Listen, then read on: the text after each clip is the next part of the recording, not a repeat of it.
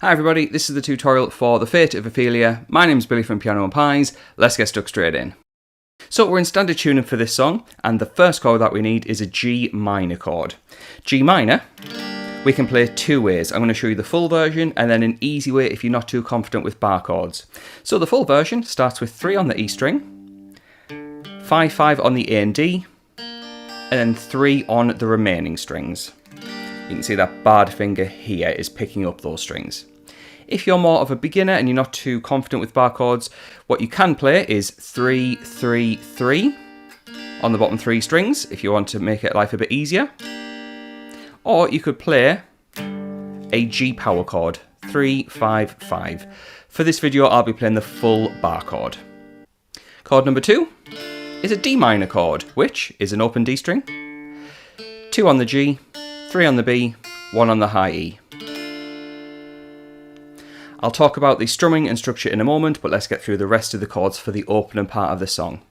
Chord number 3 is F major, 3 on the D string, 2 on the G, 1 on the B and E. You'll notice I'm using a flat finger for that.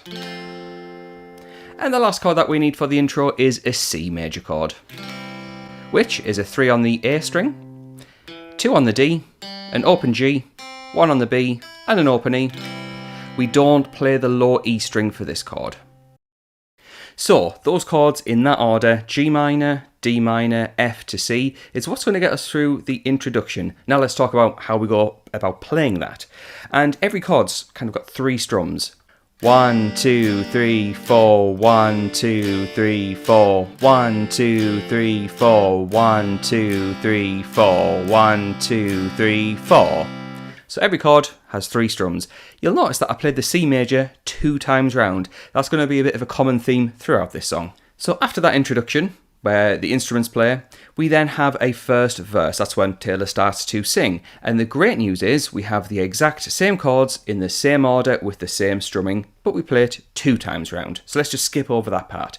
However, we then have a pre-chorus where things change a little bit. So it's worth mentioning that if you want the chord chart for this song, which has the full structure and the full set of chords in that structure, as well as another sheet with the chords and the lyrics matched up. Let's say you want to sing along or play along and you need to know which chord goes with which lyric, head on over to Patreon, I've got you covered.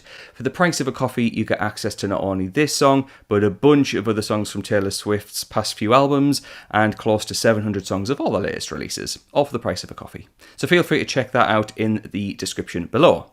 But let's dig in with that pre-chorus. And what we're going to do, because it's the pre-chorus, things are starting to build up. We are going to play the same chords mostly, but we're going to add a bit more to the strumming. So what's going to happen is, on that G minor chord, we can play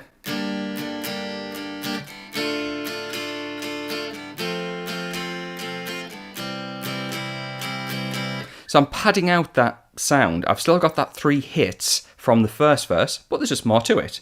And slowly, if you watch what my right hand does, down, down, up, up, down, up. That will be really, really useful for this section.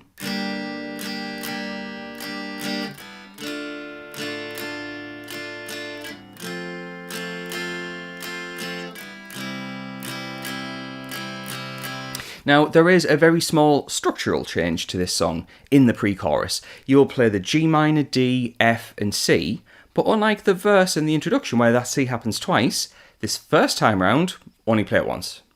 Then on the second time round, play that C once, and then there's just a bar of nothing. I believe there's a vocal part, and then it kicks into the chorus. Speaking of which, we have a new chord for the chorus, and that chord is a B flat major chord. And there's 2 ways to go about this chord. I'll show you both of them. Both are bar chords, and the first version of B flat major is this one, which is 1 on the A string, 3, 3, 3 on the D, G and B. The other way to play that chord is up here. You can choose which one you think is going to feel the best. And that is 6 on the E string, 8, 8 on the A and D, 7 on the B, 7 on the G, and then 6, 6 on the B and E.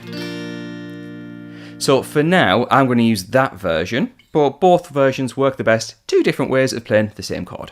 The chorus goes like this: B flat major, F, D minor, C, C again.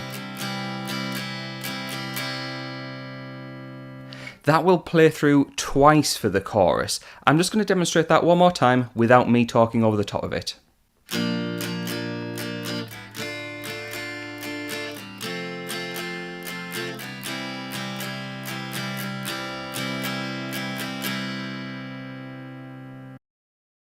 We then get a post-chorus, so the kind of feel of the song continues, but the chords change. And the chords go back to G minor, D minor, F, one bar of C, then G minor, D minor, F, and 2 bars of C. So yeah, this song has lots of sections where you maybe play 1 lot of C, or 2 lots of C, or 1 C and then a bar of nothing. So yeah, it's all very clear over on Patreon. The chord chart makes it super easy to follow that. We then start to get a ton of repetition. Just looking over to my notes, which is just off camera, and what's available on Patreon, there is a second verse, literally the same as the first verse, 2 times round. So that's the G minor to D minor, F, and 2 bars of C twice. We then have the pre-chorus, again, same thing again as the first pre-chorus, and another chorus, same as the first. So basically copying and pasting, which a lot of pop songs do. There's also a post-chorus, which I should have mentioned, same again. However, where things change a little bit is a bridge. So the bridge section of the song, we have a G minor, D minor, F major, and C major. You then play it a second time. And then there is 2 lots of C major. Now, as it's the bridge, you can change how you play the song. And because there's not a huge amount of guitar in this, it's mostly kind of synths and things like that, you can take a bit of liberty over how you play this song. So what you could do, one thing, is to sustain the chords. 2, 3, 4, 2, 3, 4, 2, 3, 4, 2, 3, 4. All I mean by sustain, play it once and let it ring out. After that bridge, we get another chorus and post-chorus, and then we finally get to the outro. And the outro, we're going to play G minor, 2, 3, 4, D minor, 3, 4, F major, 3, 4, and then 1 strum of C, and you get yourself to the end of the song. And there we go, that's everything you need to get through this latest song by Taylor Swift. Now, if you're interested in learning the guitar for the rest of the album, I've got you covered. On this channel, I'm making a video for every single song of the album. So feel free to check that out over on the channel, and consider getting that extra material over on Patreon if you want to follow along and play the song. I also want to say a very quick thanks to the people floating by on the screen. Those guys are my active patrons, so the moment this video goes live, they're getting all that extra material. So thanks to them for their support, thanks to you for watching, and I'll catch you in the next one.